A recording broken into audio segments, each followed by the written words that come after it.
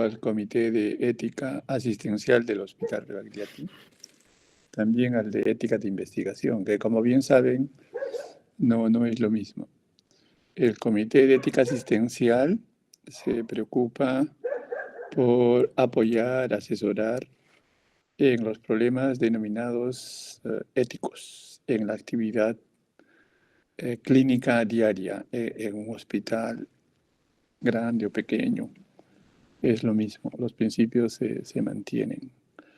En cambio, ética de la investigación es vigilar que los pacientes que intervengan en investigación, principalmente para el descubrimiento de nuevos medicamentos, sean respetados en sus principios, porque siempre hay una relación asimétrica, a pesar de que se postula de que sea simétrica. El paciente siempre va a tener la desventaja de desconocimiento. Entonces, un comité de ética de investigación apoya a que las normas de investigación sean adecuadamente empleadas, ¿no?, en este proceso. Bien, entonces, la siguiente, por favor, es la ética asistencial, como bien decía, tiene injerencia en aspectos importantes de la vida, porque en la práctica asistencial pues, se presentan problemas éticos trascendentales. Principalmente lo que trajo a ese tipo de problemas en la actividad clínica cotidiana es la incorporación de nueva tecnología.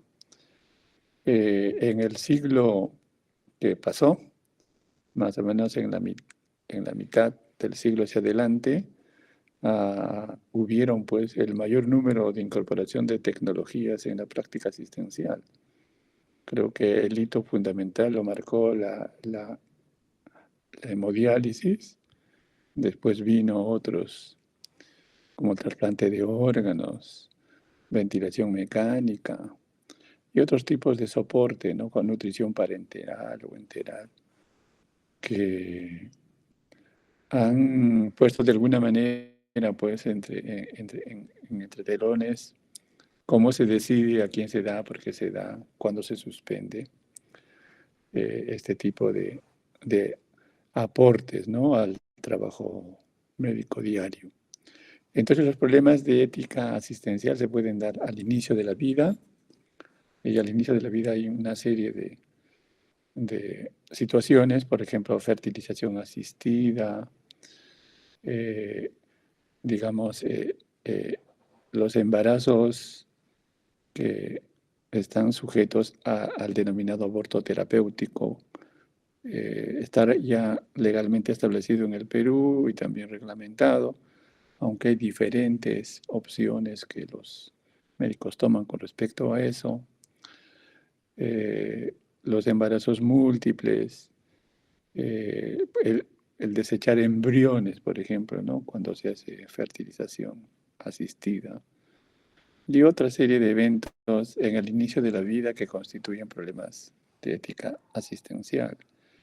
En la vida plena, generalmente, trasplante de órganos o hemodiálisis o otro tipo de asistencias que se puede dar a lo largo de la vida.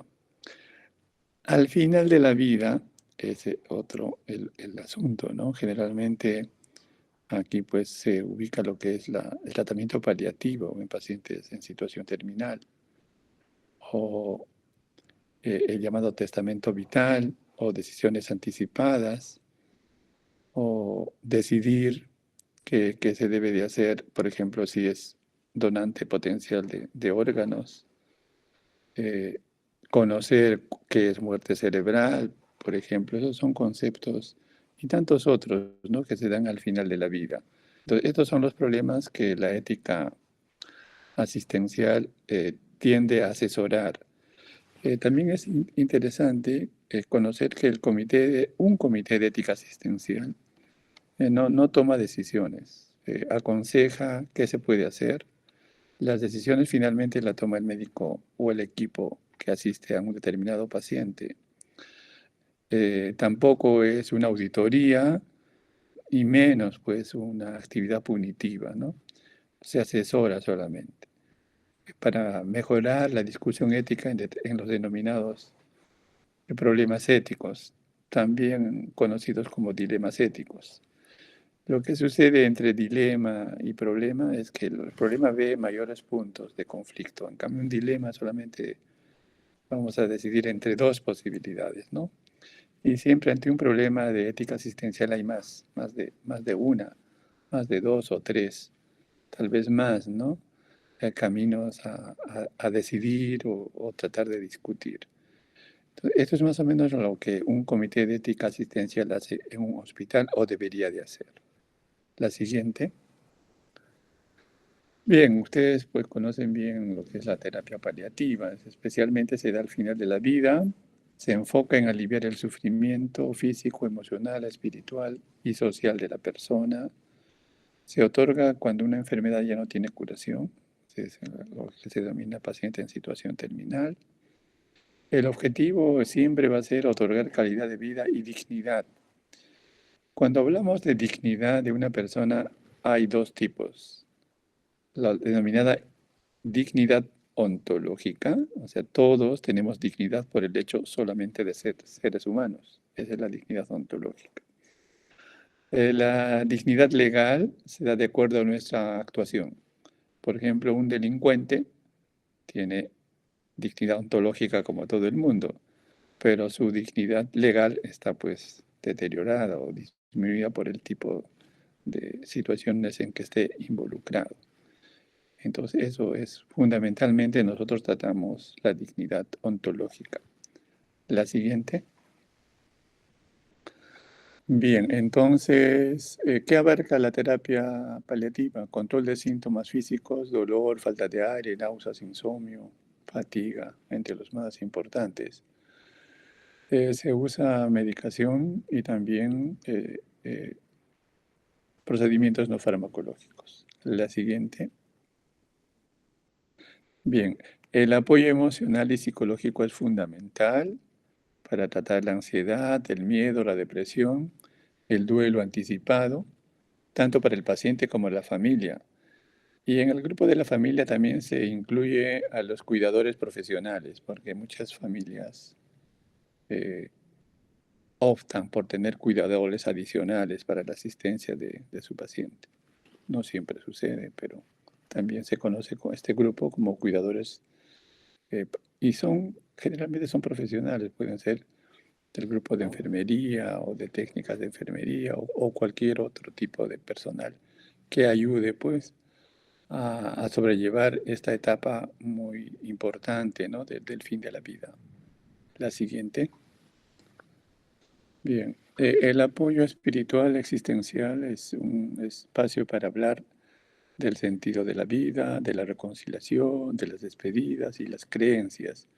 Más de un autor ha planteado cuál es el valor de la muerte. Precisamente el valor de la muerte es que nos permite valorar la vida.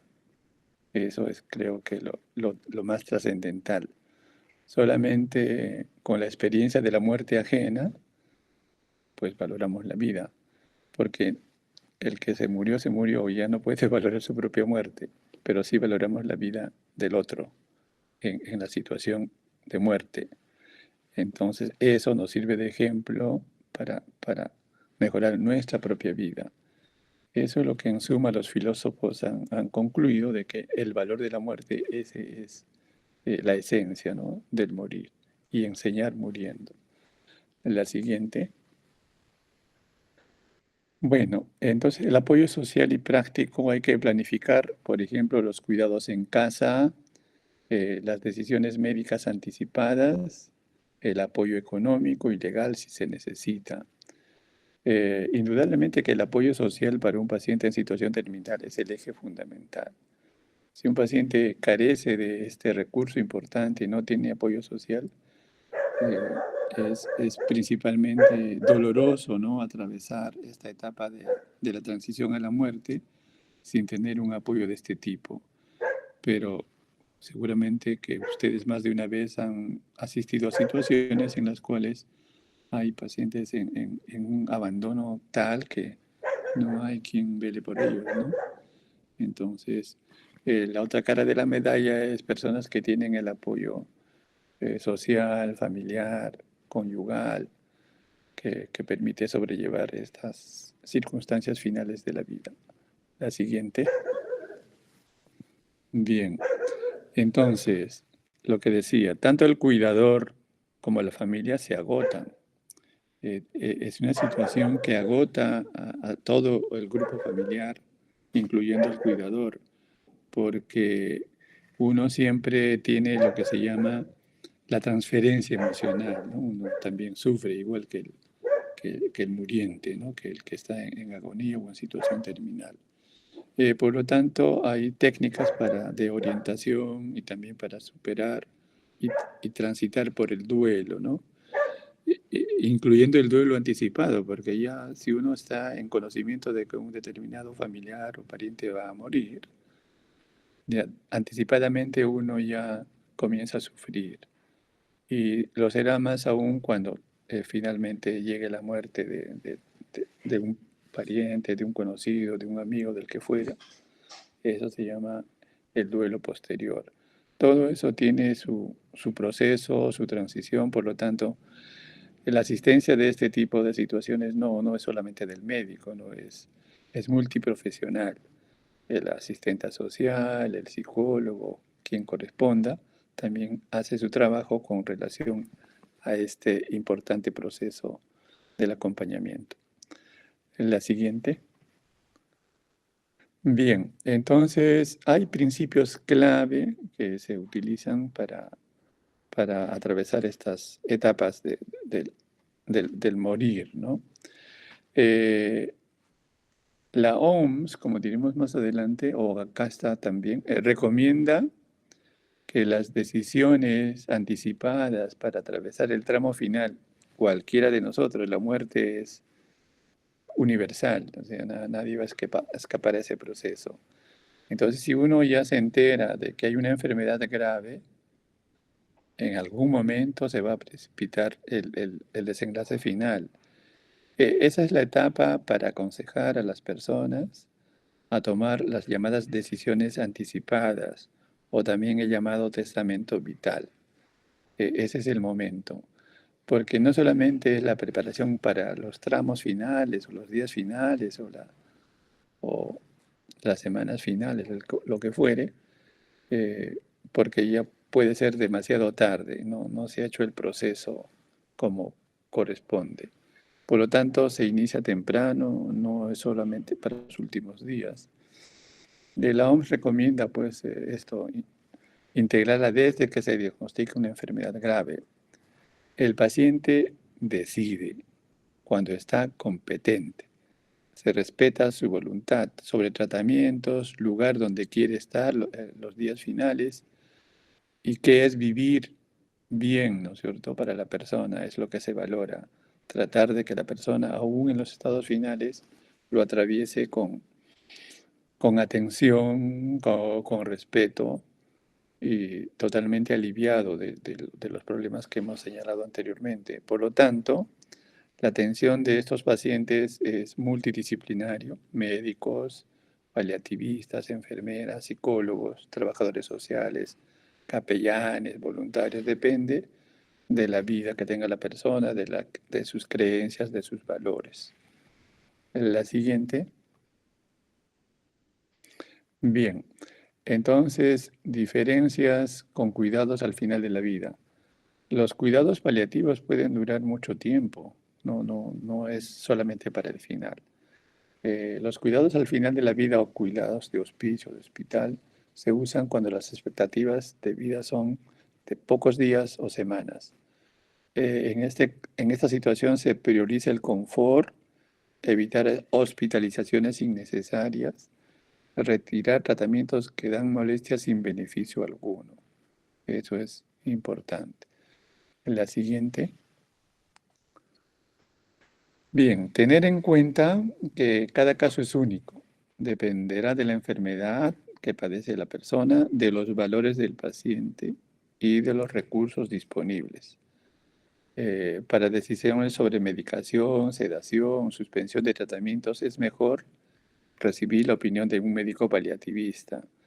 Lo que pasa, los que no tenemos esa formación del paliativismo, eh, como cualquier especialidad, pues uno tiene que formarse, ¿no? Un médico que no tiene por lo menos conceptos de paliativismo, tal vez maneje mal las situaciones del fin de la vida en los pacientes. Muchos médicos tienen también el acierto de manejarlo bien, ¿no? O sea, por, por formación, por intuición, por experiencia, pero como en todo hay gente especializada en esto que asesora mejor para atravesar estas situaciones, no solamente éticamente, sino también legalmente, que es la otra cara de la medalla de la atención de los pacientes en esta situación. La siguiente. Bien, ¿qué cosa es el testamento vital o decisiones anticipadas? Es un documento que la persona otorga de manera anticipada sobre sus deseos anticipados cuando ya no queda, cuando ya no pueda tomar decisiones por ella misma. Quiere decir cuando está consciente, lo que se llama competente para tomar decisiones propias, en pleno ejercicio de su autonomía.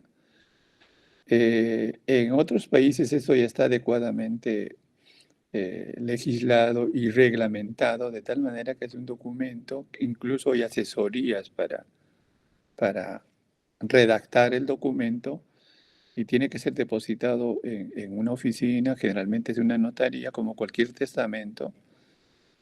Además, no es un testamento definitivo, el testamento vital puede ser revocado el momento que se quiera. Eso depende de la persona, ¿no? Como función de su autonomía. Entonces, esto es interesante, este documento. En el primer mundo está bastante generalizado. Eh, en Latinoamérica, algunos países ya lo tienen bien establecido. En el Perú aún no lo tenemos. En la legislatura del año 2023 hubo un diputado, un representante, que presentó la propuesta del testamento vital, pero no prosperó, solo quedó en propuesta.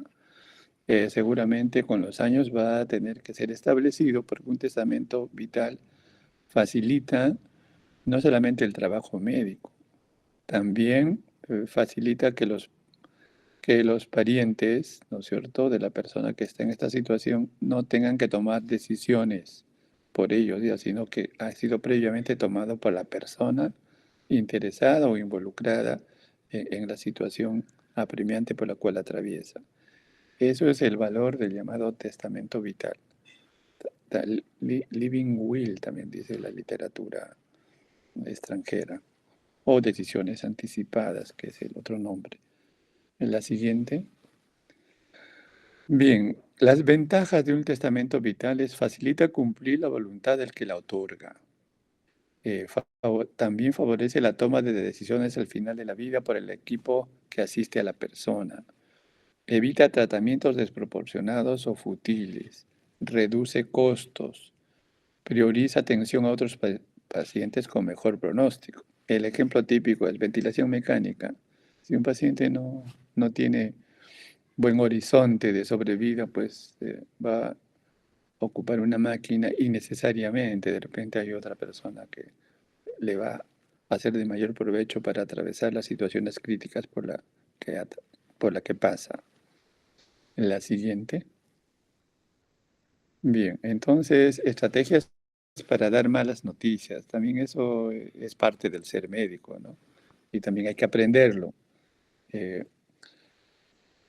Antes de hablar con un familiar de una situación crítica o tal vez con el propio paciente, hay que definir el objetivo.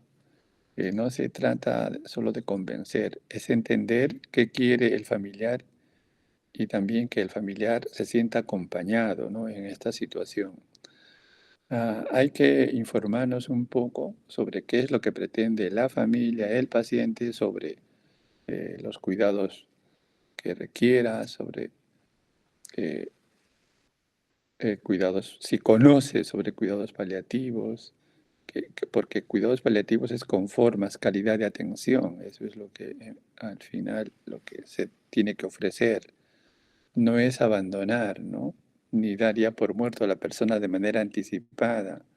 Un término muy común en nuestro medio es paciente desahuciado, ¿no? Lo habrán escuchado más de una vez. Lo hemos escuchado, esa palabra, ¿no? Como que la situación ya no hay nada más que hacer por una persona en estas condiciones. Siempre hay algo que hacer. Eso lo dicen los principios médicos desde siempre, ¿no? Si no puedes curar, por lo menos se puede aliviar y acompañar.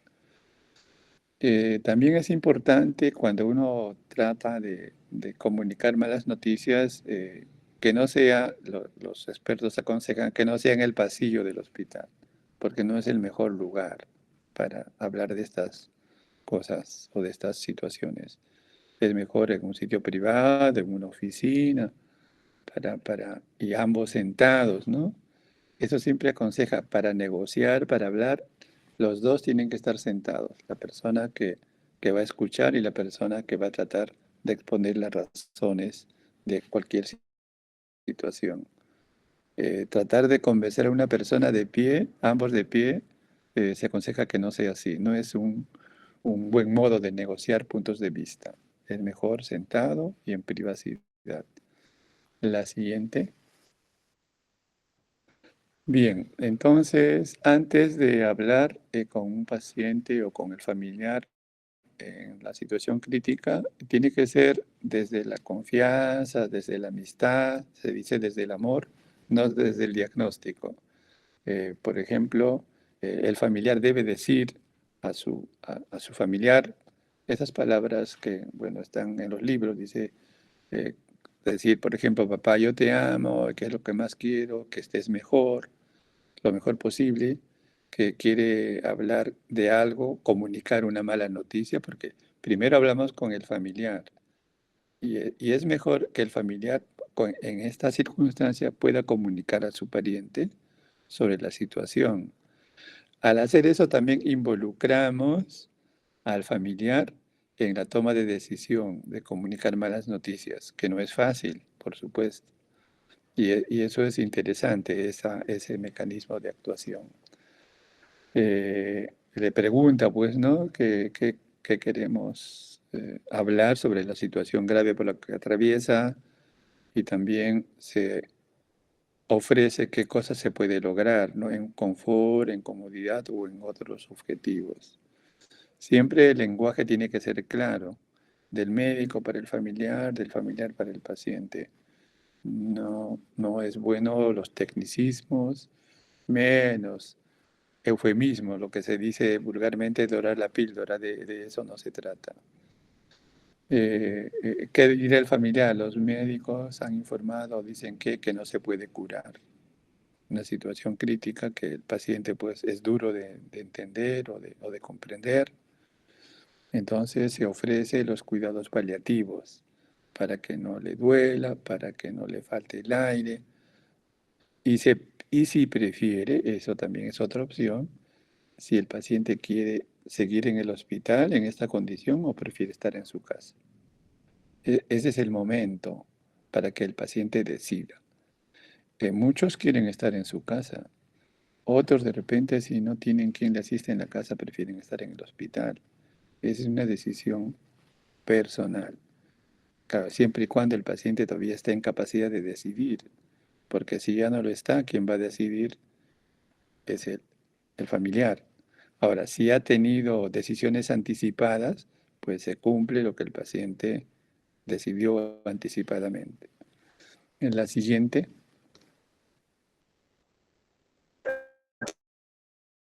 entonces se pregunta, no se impone, se le pregunta qué es lo que más en el momento, dónde quisiera estar cuando ya no se refiere a su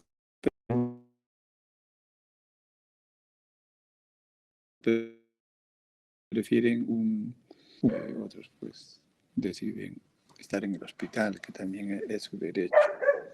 Y también hay que preguntar si hay algo pendiente que quiera decir o hacer. por ejemplo, las situaciones legales, los testigos o de cosas pendientes. Es momento de que si está consciente lo pueda manifestar y si hay algo que hacer, se pueda hacer. Entonces, es natural que el paciente sienta miedo o sienta rabia, ¿no?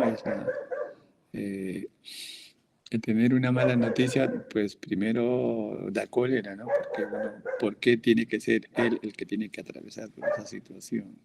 Eso es normal. No hay que decirle que ánimo, qué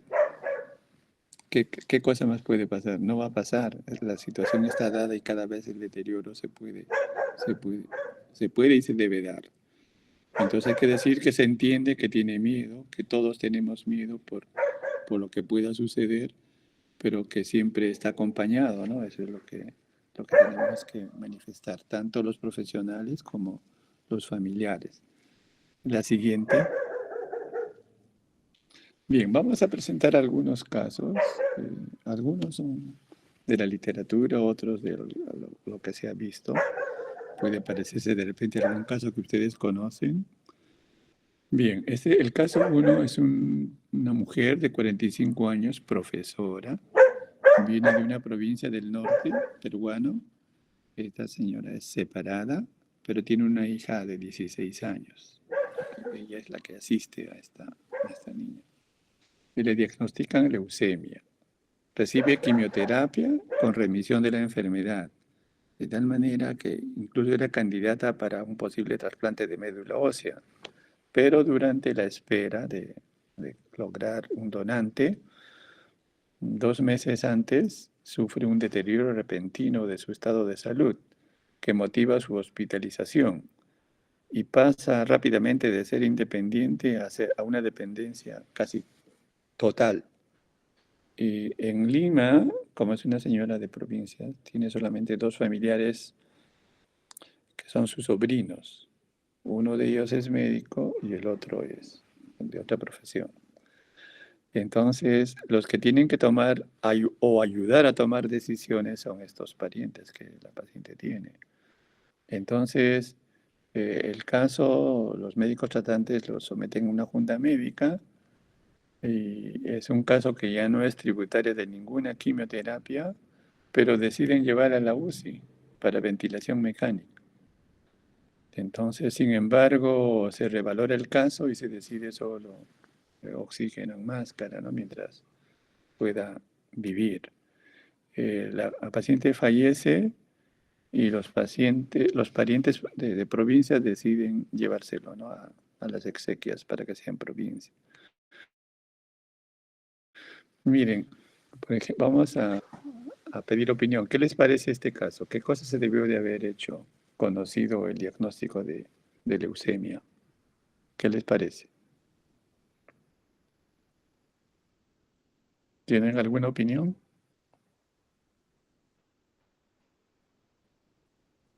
¿Me escuchan o estoy solo? A ver, ¿qué plantean? ¿Qué debió hacerse con esta paciente? ¿Qué les parece?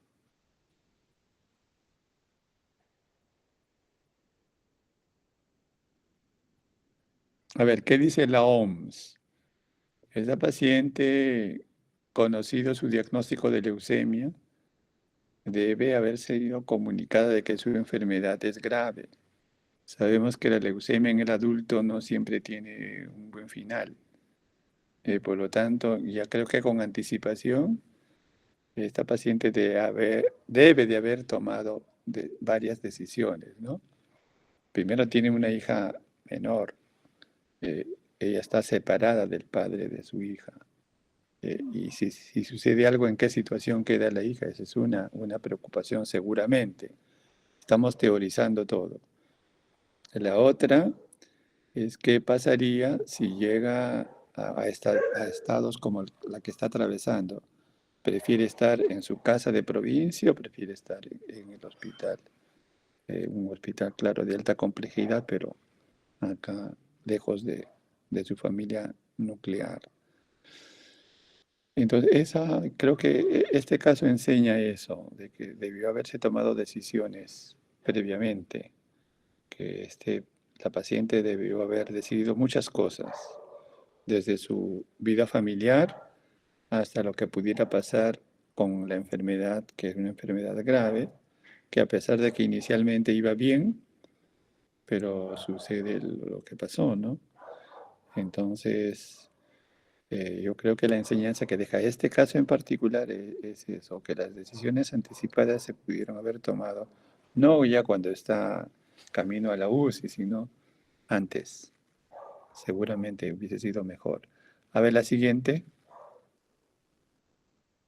Bueno, eso era lo que si ustedes hubiesen opinado algo, pero vamos. Entonces, a ver, es una leucemia en adulto, que es un caso siempre grave y de pronóstico no siempre bueno, a pesar de la tecnología actual y de la posibilidad de trasplantes de médula ósea. Conocedora de su diagnóstico y de su situación social, los médicos debieron haberle planteado la posibilidad de testamento vital. La posibilidad de ventilación mecánica hubiese resultado como un tratamiento fútil o inútil y desproporcionado, ¿no? Una paciente en situación grave por una enfermedad como una leucemia, pues ofrecerle ventilación mecánica solamente prolongar más su agonía. El testamento vital hubiese aminorado angustias de los médicos tratantes y de sus parientes, además de una asistencia plena y digna de acuerdo a la voluntad de la persona enferma, para qué se debe de hacer en el tramo final de la vida si es que esto llegara a pasar, como que pasó. Finalmente, la OMS recomienda efectuar testamento vital ante el conocimiento de una enfermedad grave, no necesariamente en el tramo final, que es lo que pasó en este caso. A ver, veamos el siguiente. Hola, Es una Gaudí. paciente Hola. mujer de Aló, 75 Gaudí. años. Gaudí, ¿me Ya, escuchas? sí, Hola. Un comentario nomás sobre el primer caso. a ver, Sí, ya que los alumnos no comentan, haremos un comentario. Mira, está muy bien. es muy frecuente que los pacientes con leucemia aguda reciban pues su quimioterapia, ¿no? Y la Claro. quimioterapia lo que hacen es depletan toda la médula, y se produce una pancitopenia. Entonces, cuando están en terapia así enérgica, están en lo que llaman en la cápsula, ¿no? Es un lugar donde hay un ambiente totalmente estéril. Sin embargo, cuando tú tienes cero leucocitos o tienes menos de 100 leucocitos, ese paciente puede hacer infección endógena, ¿no? Hacen a veces gastroenterocolitis severa con sepsis, shock, o hacen infecciones respiratorias con distrés, ¿no? Entonces, y se sabe que esos pacientes, si aguantan 2 semanas a que se recupere su médula, pudiera salir adelante. Entonces, siempre que ocurre eso, y el paciente está en shock o está en falla respiratoria, piden pues asistencia de soporte en cuidados intensivos. Entonces, nos vemos presionados por ellos y porque ellos dicen, si sale de 2 semanas del cuadro, el paciente tiene chance de seguir con su tratamiento y eventualmente revertir la enfermedad. Ajá. Entonces, a veces ocurre eso, es real. O sea, vemos que suben los leucocitos, 200, 500, 600, 1000, 1500, y ya salen del cuadro y el paciente se recupera. En otros casos no, porque entran en un shock refractario, nunca suben los leucocitos y el paciente fallece.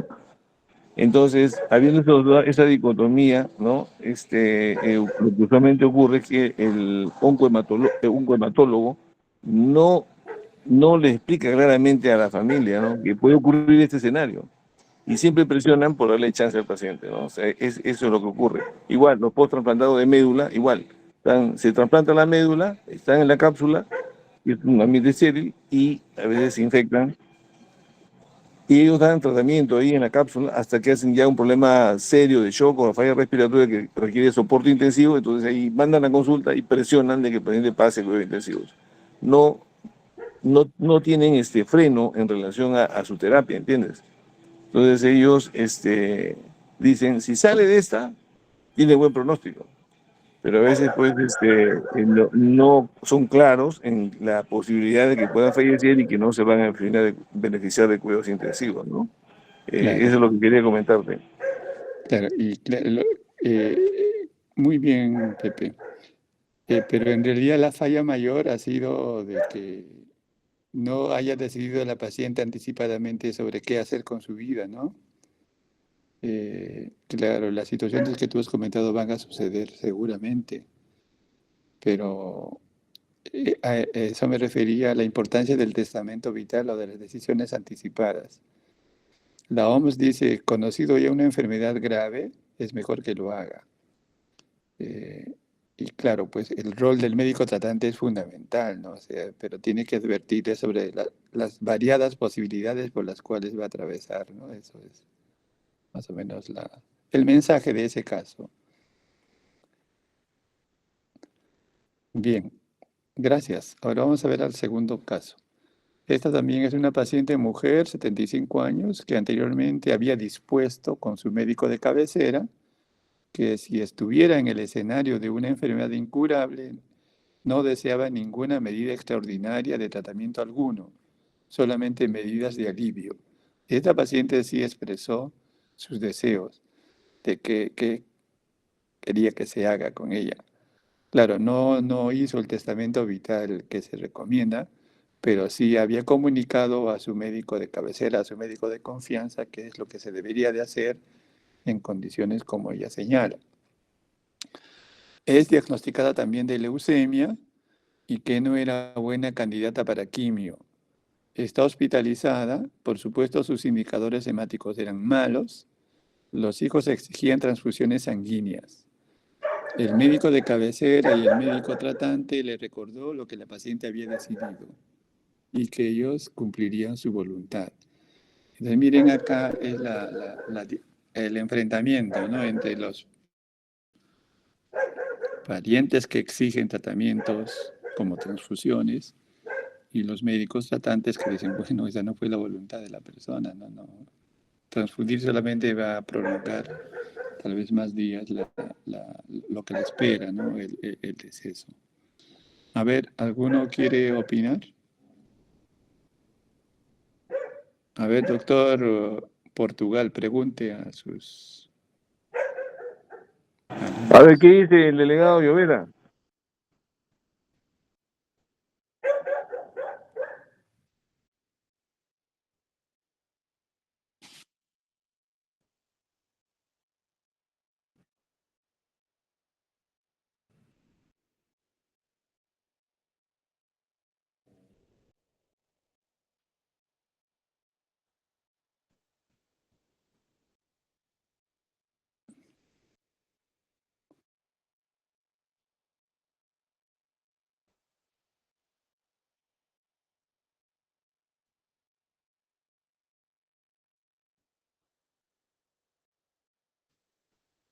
Sí, exactamente. Eso es lo que se debe de hacer, respetar la voluntad de la persona.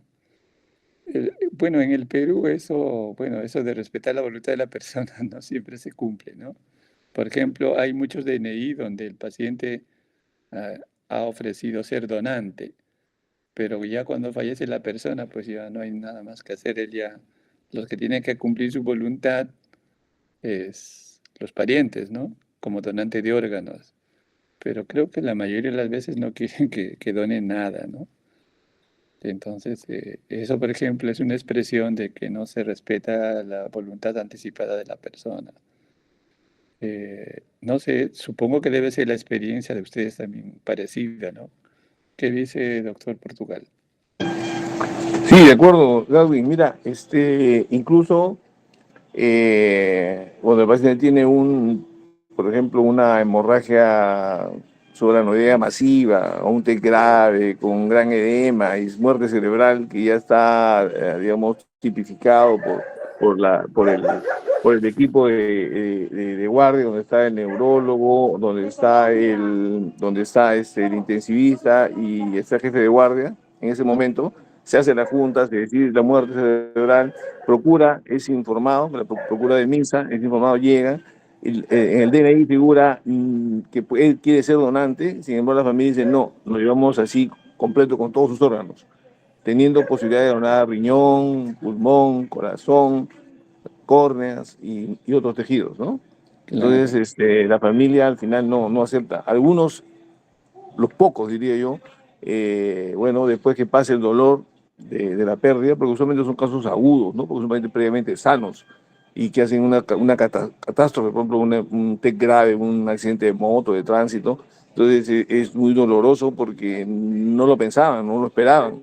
Entonces ahí tiene que pasar un periodo y en ese periodo le damos soporte total a ese paciente estando en muerte cerebral para preservar los órganos y viene Procura y cuando ellos ya pasan la etapa aguda, se conversa con ellos, una continua de que, bueno, ya no hay más que hacer, se les muestran las imágenes, ¿no? Donde se ve que, pues, que no hay nada reversible, que el daño ya es eh, total.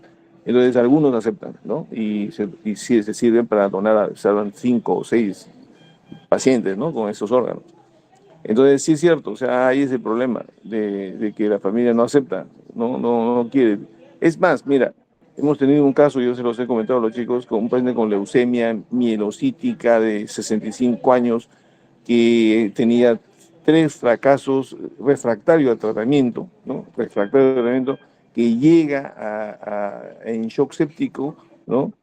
Con una pancitopenia severa, se le da un tratamiento de soporte total por lo pedido de la familia, y en la fase final el paciente entra y ya no se le hace reanimación, porque bueno, ya estaba en falla multiorgánica y sin leucocitos, ¿qué más se va a hacer? Y la familia denunció al equipo médico porque no se le hizo reanimación estando indicado. Entonces pasa también eso,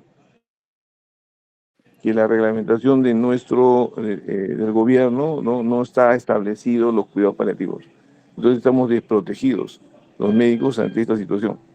Eh, yo siento de que uno que ve pacientes tan graves debe tener pues algún tipo de soporte legal, ¿no?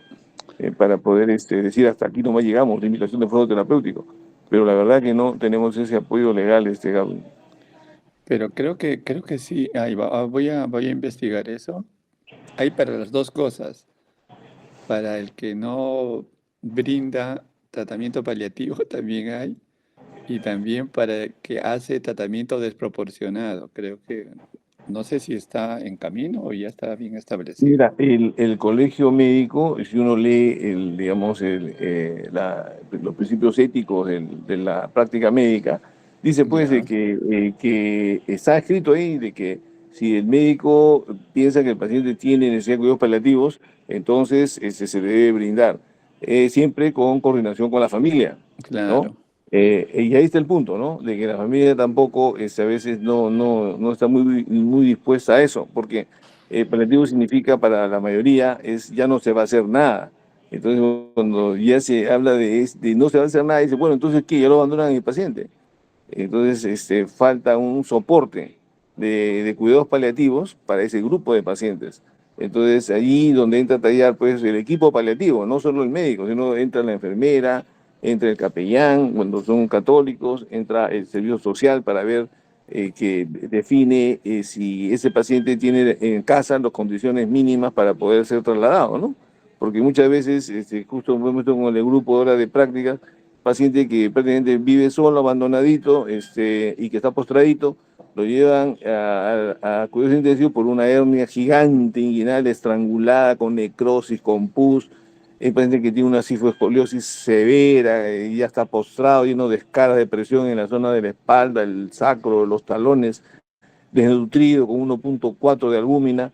Entonces, ya no tenemos un mes en cuidados intensivos, con traqueotomía, con todo. Entonces yo les digo, bueno, ¿y hasta cuándo vamos a seguir? claro. Con su Es pronóstico. Ya hemos hecho el desproporcionado. score, le hemos hecho un score Ese es desproporcionado. estamos haciendo un desproporcionado. Entonces, el score que le hemos hecho de SOFA, de falla orgánica múltiple, ¿no? Sale 15 y cuando hay más de 12 la mortalidad proyectada es del 95%.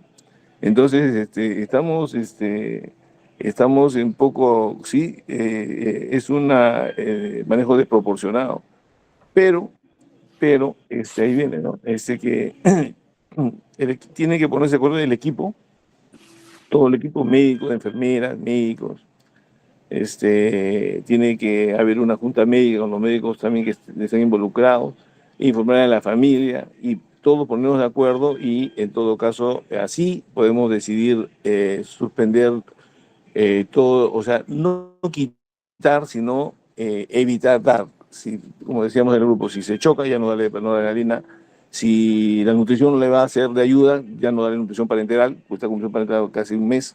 Si el paciente hace problema de paro, entonces ya no lo reanimamos. Entonces, ese acuerdo es el que o sea, no tenemos el soporte legal para hacer eso. Eso es el problema. Ah, claro. Por eso justamente si el paciente hubiese decidido antes sería más fácil todo, ¿cierto? Sí, seguramente que sí, aunque al final la familia es la que decide, porque ellos son los que hacen el Sí, libro, sí, hacen la sí. denuncia, Son no los el paciente, porque el conflictos. paciente ya no está, ese es el problema. Sí. Bien, sigue, grande, sigue. A ver. A ver, seguimos. Ya falta poco para consolidar esto. La siguiente, bueno, era el análisis del caso acá. Entonces, no, todavía no, vamos a ver esto. Paciente expresa con plena autonomía no recibir tratamientos desproporcionados ante una enfermedad incurable. Entonces, hace pleno ejercicio de su autonomía. El médico de cabecera y el médico tratante plantean una actitud beneficente, o sea, en beneficio de la paciente. Y los parientes decían pues un tratamiento útil o inútil o innecesario o desproporcionado. Ese es más o menos el análisis de este caso. La siguiente, tenemos un caso más. Ajá, este. Se trata de una madre obstetriz de 35 años, casada y con una hija mayor de 3 años. Debido a un embarazo de alto riesgo, es derivada de provincia al hospital de mayor complejidad. En el producto es una recién nacida una niña con múltiples malformaciones genéticas. Es intubada y mantenida en ventilación mecánica con mal pronóstico de vida. La madre solicita que su niña sea derivada a su lugar de origen. Entre otras cosas, su domicilio está en Ayacucho y además debe de cuidar a la niña mayor. Los pediatras tratantes condicionan y manifiestan que solo pueden derivar si las condiciones del hospital destino tienen las mismas facilidades. No sé si el reglamento dice así, seguramente. Entonces, no la derivan, la mantienen en el hospital hasta que fallece pues, por infección intrahospitalaria. Entonces, a ver, ¿qué piensan de este caso? A ver, doctor Portugal, pregunta. A ver, uno del equipo que estuvo con nosotros ahora en la práctica, los que estuvieron en la práctica ahora en la tarde, a ver, Félix,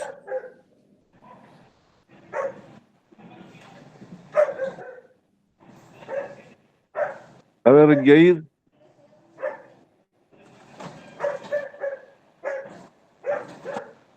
¿algún comentario de los alumnos? Hola, ¿están escuchando o no? Lo que pasa, ¿Cómo están? no están motivados, creo. A ver, ya aprenderán. Lo que no se aprende ahora lo van a aprender en la vida. Esa es la cosa. Bueno, no hay nadie motivado, creo, ¿ah? Bueno, vamos a ver. A ver, la siguiente. Están viendo el mundial, creo, ¿ah? Bueno, bueno, en este caso, la autonomía de la madre no ha sido respetada, siendo un caso de mal pronóstico y sin ningún horizonte de curación posible. Entonces es un tratamiento fútil, innecesario, pues, inadecuado. La interesada, la madre, quiso llevársela, pero no la dejaron. Entonces es un uso inadecuado de los recursos médicos. Han tenido un ventilador por 3 meses sin ningún objetivo real, ¿no? Ese es lo que deja como enseñanza este caso. Bien, creo que es eso el final, pero vamos a hacer algunas conclusiones. Por ejemplo, hay 4 principios de bioética que hay que conocerlas bien. El primero es el principio de autonomía, o sea, la persona decide, puede ser el familiar o la persona o el propio paciente, la decisión autónoma de la persona, se respeta la voluntad. La beneficencia es siempre hacer el bien, esa es la condición médica básica. La no maleficencia, no hacer daño. Y la justicia es el adecuado uso de los recursos. Entonces, como ejemplos en terapia paliativa, es autonomía. El paciente decide las metas, curar versus el confort.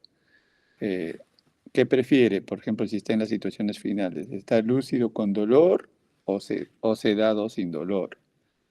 Eh, en beneficencia, hacer el bien, aliviar el sufrimiento físico, emocional o espiritual, es lo que debe de ofrecer el médico. En no maleficencia, no hacer daño, evitar tratamientos inútiles o fútiles. Antes tenía un nombre más, no sé, más crudo, era encarnizamiento terapéutico.